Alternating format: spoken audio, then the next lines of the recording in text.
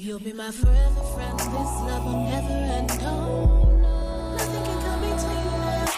No, never with you. And we've been talking about 4 different ways that people choose the people who they feel like they can partner up with in life. The first level is choosing based on your preferences, right? So that's really easy. If you're a woman, you like tall men.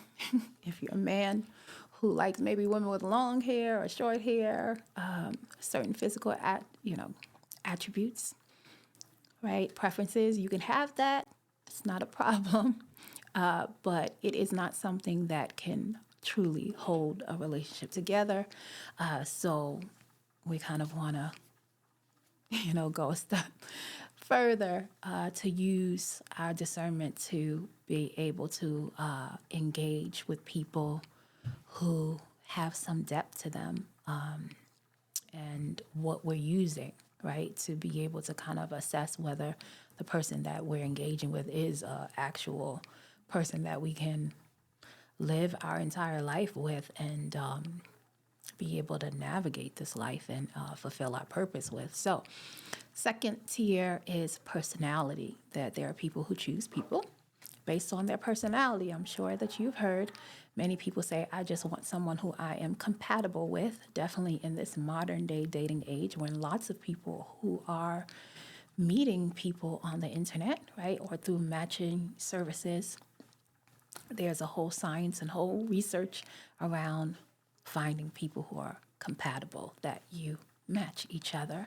And we talked about how that's good and it's fine, but you can have people who are compatible that still cannot get on the same page, right? And being in a relationship is like this, and I write it in my book because I heard it from a very good friend, and I said, wow, that was articulated in such a great way.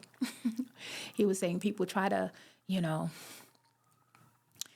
harmonize and walk together in a relationship. You need to get and be in the same book, right? Sometimes you can be in the same book, and that's good and well and dandy, and but it's better if you can get on the same page, right? That's better to be on the same page because a book has lots of pages, right? But at least you're in the same book. But if you can get on the same page, that'd be great.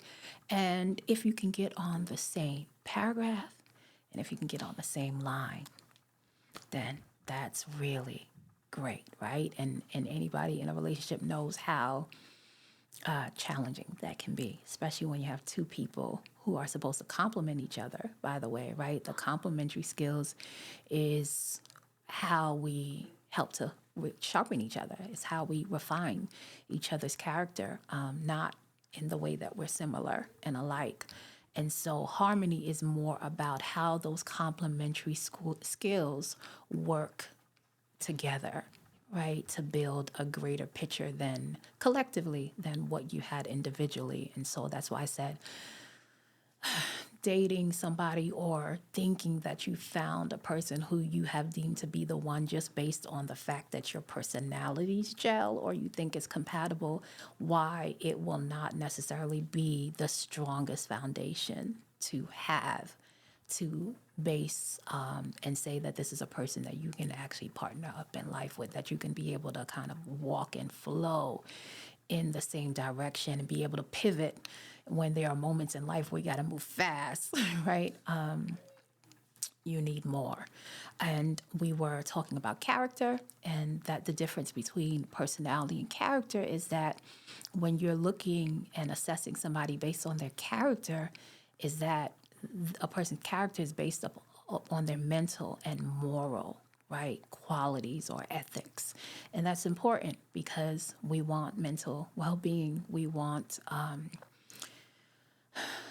people who have good moral fiber and good moral ethics, because there's going to be plenty of times where, in your relationship, there are going to be people who come in to test that relationship, people who come in to, on purpose, try to, break your relationship. And unless there's strong moral fiber and belief and character in that relationship, many people buckle, many people fall, and I think even outside of somebody trying to come in to cause dissension in the relationship, having good moral character can also, I guess, tell how a person acts towards you in the relationship, right? So if you have a relationship, let's just say between a man and a woman, and we know in relationships that each of us play different roles and we serve in different ways. And if a person isn't morally, have good moral ethics and is not a person who upholds any kind of like moral code of ethics or belief, then if they deem whatever you do to be lesser than, or your positioning, they might not honor your positioning, they might not cherish what it is that you have to offer, and they might treat the person in a way that is not good, right? So what we were talking about before, my unfortunate brief interruption due to technology was the what I believe to be one of the highest stages that you can use to be able to approach finding the person who you know is best fit for you, which is looking at a person's nature. And one of my favorite quotes in the Bible is that every fruit reproduces after, I mean, every seed reproduces after its own kind, right? And that you shall know them by their fruits. I think that's such an undeniable truth, at the end of the day. And that's why I kind of love, just to go back to the quote that I presented earlier on to you guys, is, and let me read it again to you guys so that I don't paraphrase it.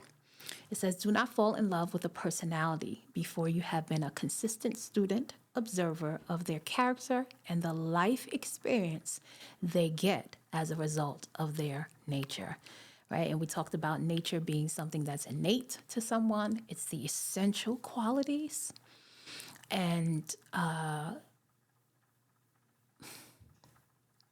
person's nature, a person's character is going to reap certain experiences in life. It is going to reflect in the results of their life experience.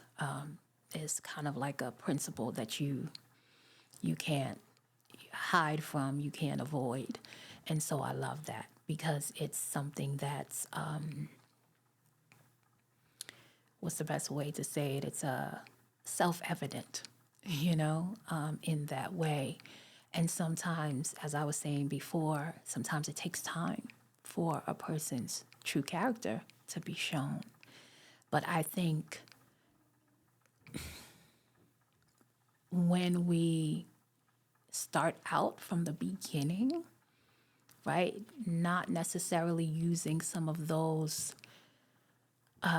what's the word I'm looking for? Maybe lower level way of trying to find a person that you feel like could be someone that you can partner in life with, as far as preferences and personality, but start to navigate those relationships, trying to identify the character of the person and their nature. And once you do that, and you're okay to kind of because the personality and the preferences, those are more tied into, right, our own expectations or our prejudgment of, or the idea of being with someone or being in a relationship. It's more tethered, right, to our expectations. Whereas character and nature, we just want to see, I just want to see. I know before and as well as my friendship with Ben, but before I was in, my forever friendship with Ben, the people that, were potential partners to me or wanted to date me and things like that, I never really was so tied into, like, okay, we're going to be boyfriend and girlfriend, or this is going to go towards marriage or anything like that. I just knew that you were going to show me yourself, and I was going to show you who I am. So eventually I'm going to see you for all of who you are. I firmly believe in the scriptures, and that there's nothing that is in the dark that won't come to light. And I think the more that you position yourself in thinking like that, or having that type of mentality, then the easier it is for you to see, right, certain things that people might be trying to keep hidden from you. So it's coming in with a more open mentality, right, and a more trusting mentality. And I know it's hard for people to trust, especially if you've been hurt before in relationships. But I just took one of my very I call her my BFF. I said, you my new BFF now. And I was having a conversation with her, and I was telling her that, trust, when you really think about it, it's really just a process that's really between you and God, And I was telling her that I fully trust Ben. Don't get me wrong; he's a stand-up character, and he's pretty. Anybody will tell you, his friends, his family, he's consistent. Like if they call him up today, he's pretty much consistent. We've grown and we've transformed and we've elevated, thank God. But his core part of him and who he is has been consistent since I've seen him, since I was since we were both 17. And that's definitely evidence of the fruit of his nature and his character. And that helps to affirm my trusting in him. However, that trust is a string that's connected to my trusting of God, and knowing that I am God's child, I am his daughter, and that if someone comes to try to hurt me, well, then I feel sorry for them, because I am a daughter of the King.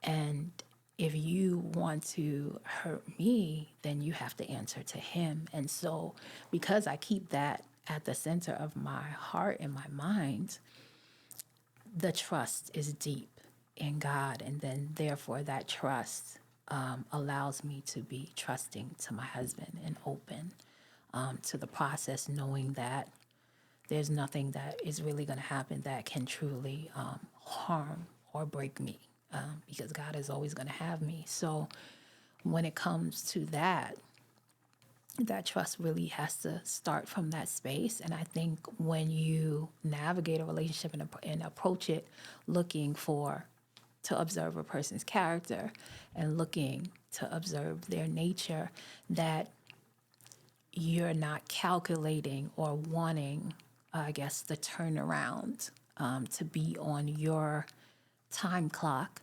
but you actually leave space saying, God, you're going to reveal this thing to me. And you of course, act wisely. Like in the beginning of the quote, it says, don't fall in love with a personality, right? Before you have been a consistent, student observer of the character. So that means that sometimes we do thrust ourselves too quickly and invest too quickly into relationships that haven't, and we haven't given enough space and time for the truth to be revealed. And then it's like, okay, well, that person didn't show me who they were. And it's like, well, no, maybe they were showing you who they were, but you weren't paying attention. Maybe we already had a certain idea or a certain outcome that we were already married to, that we couldn't divorce in time enough, or couldn't divorce, maybe not in time enough, but we couldn't divorce and put aside so that the truth can be revealed to us. So anybody who kind of, navigates it in that way, where it's like, okay, no, I'm looking for your character. I'm looking for, what do you believe the essential things in life are, and do those essential values or core characteristics that you have, do they align, right, with the Word of God? Do they align with the will of God? I remember having a conversation, I think it might have been when I used to do my Interact coaching workshops in person, and I was telling some of the young ladies that were present who were saying, well, no, of course, love is an action word, and I'm going to look to see if his, talking about the person, or maybe person they were currently with or future person that they wish to be with, if his words line up with his actions, and then I'll know. And I said, there's a step beyond that, though. There's a step beyond that, because you can go into a relationship and fall in love with a personality, and for a while, they seem to be consistent. Their words line up with their actions for a certain season. And then all of a sudden that could stop, right? So I was saying to them, you have to go beyond that to where that person's words, do they line up with the principles of God? Now that's different, because the principles of God echo throughout eternity. It goes even beyond time, right? And you can't really calculate them, right? There's not necessarily a predictable formula, right? That you can kind of like, I'm gonna do this and this and this and always get this right outcome. No, it's something that is created in a way where it has to be that the person is committed to a continual relationship with God, a continual willingness to stay in tune and in flow, because that's the beauty of the relationship, right? Because the gift is the relationship, not the outcome.